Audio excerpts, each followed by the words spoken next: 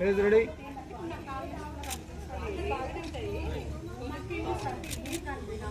One more.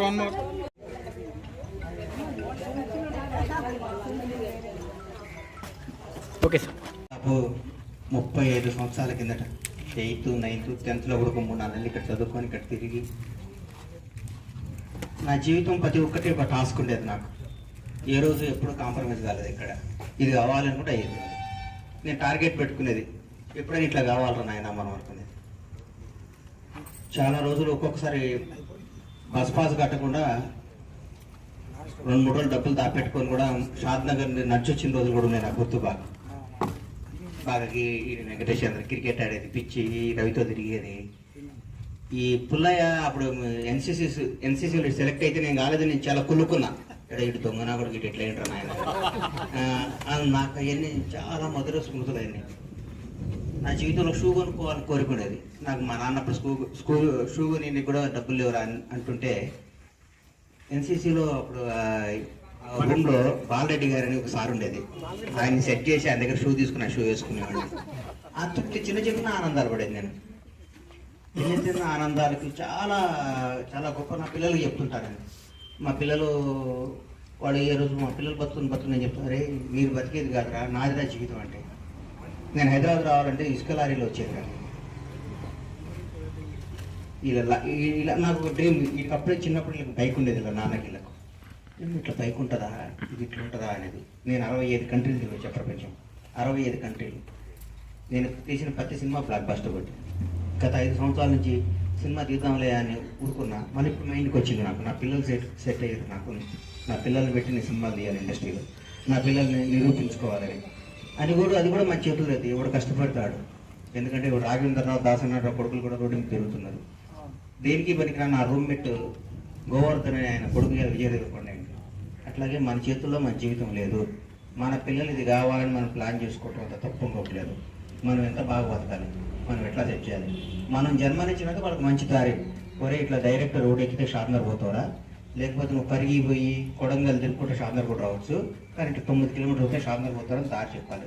మేము బాగున్నానా, మేము సత్తానగర్ పోయి చేవెళ్ళ పోయి షాద్నగర్ పోతామంటే నీ ఇష్టం రా చెప్పాలి. మనం ఏం చేయాలి, ఎవరిని ఎడ్యుకేట్ చేయడానికి ట్రై చేస్తుంది చెప్పాలని అనుకుంటా. నేను మౌలిక నా జీవితంలో ఒక గొప్ప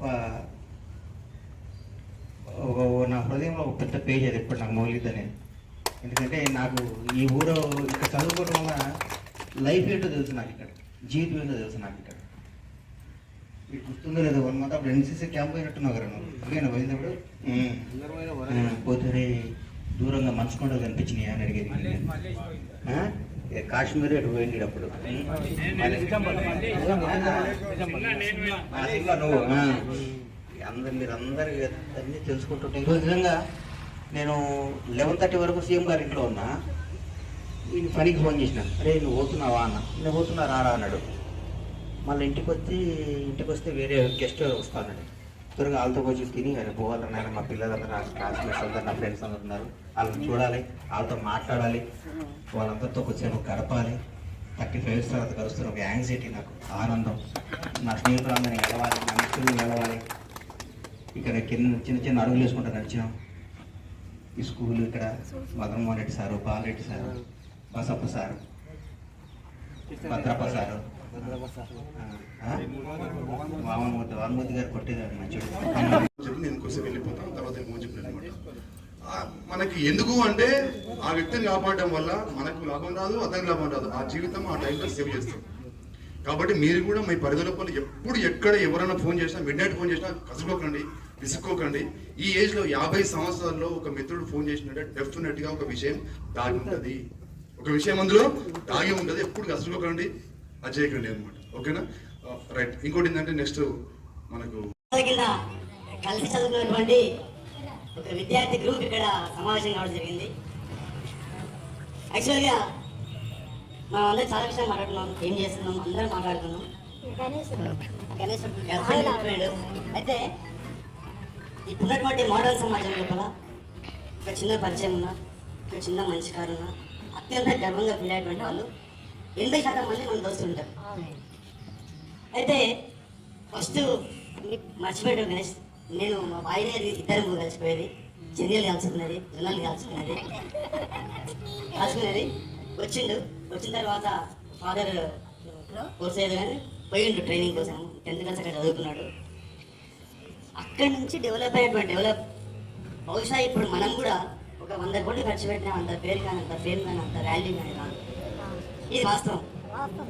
జీరోకి వెళ్ళి ఫోన్ చేస్తే సీఎం కూడా హలైనటువంటి స్థాయికి వచ్చినటువంటి వ్యక్తి 10th క్లాస్ 8th క్లాస్తో ఎలాంటి ప్రవర్తన ఉందో, ఎలాంటి పలకరింపు ఉందో స్టిల్ ఇప్పటికదే పలకరింపు ఉండడం నిజంగా గణేష్ మా అభిమానం, అదృష్టం అని భావిస్తున్నాం.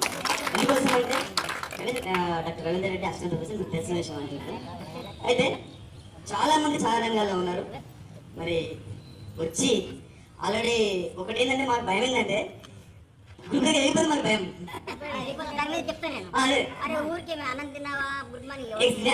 ఒకసారి మనం అందరి ఫీలింగ్స్ గౌరవించి ఆ గుడ్ మార్నింగ్ అని పెద్ద మెసేజ్, ఒక ఫ్లవర్ అన్నీ పెట్టేటువంటిది శూన్యకి ఓపి కూడా ఎవరికి ఉండదు. వాస్తవంగా ఎవరు బిజీ వాళ్ళకి ఉంటుంది. ఎన్నో గ్రూపులు ఉంటాయి. అట్లా ఇరిటేషన్ కూడా వచ్చే అవకాశం ఉంటుంది. ఆ ఇరిటేషన్ వస్తుంది చెప్పి మనతో పాటు వచ్చి కలుద్దాం అనేటువంటి ఫీలింగ్ 2 hours జర్నీ చేసి, బహుశా సండే అంటే చాలా బిజీ ఉంటారు. ఇక్కడికి వచ్చినందుకు నిజంగా గణేష్ మాకు చాలా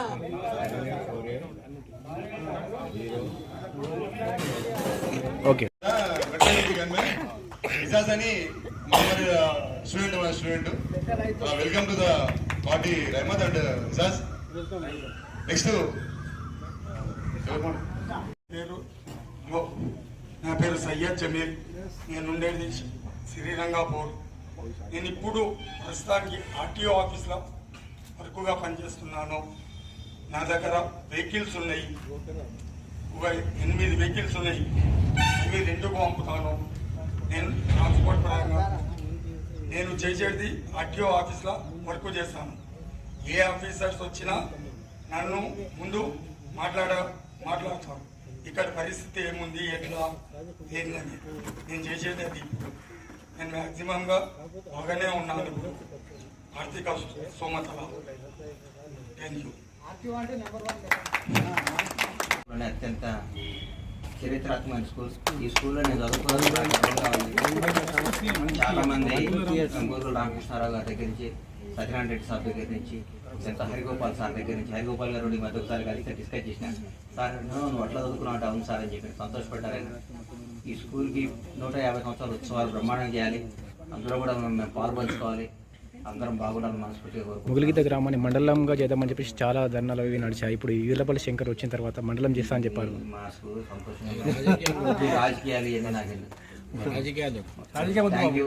అందరూ బాగుండాలి, అందరం కలిసి ఉండాలి, మన అందరి పిల్లలు బాగుండాలి, మన ఫ్యామిలీస్ బాగుండాలి, మన భగవంతుడు మన అందరికి మంచి భవిష్యత్తుని మనస్ఫూర్తి కోరుకుంటూ అందరి ఆశీస్సులు నాకు ఉండాలని. ముఖ్యంగా మొగిలిగిద్ద గడ్డ చాలా మంచిది, నాకు ఇష్టమైంది. ఇక్కడ చదువుకొని నాకంటూ ఒక స్థాయి తెచ్చుకున్నందుకు నాకు ఇష్టం. నేను ఎవరన్నా వచ్చి మాది మొగిలిగిద్ద అనగాలి, నీకు కావాలని హెల్ప్ చేస్తాను. చాలా మంది సార్ మాది మొగిలిగిద్ద అనగానే నేను ఆగి అడుగుతా ఎవరి పిల్లలు ఏం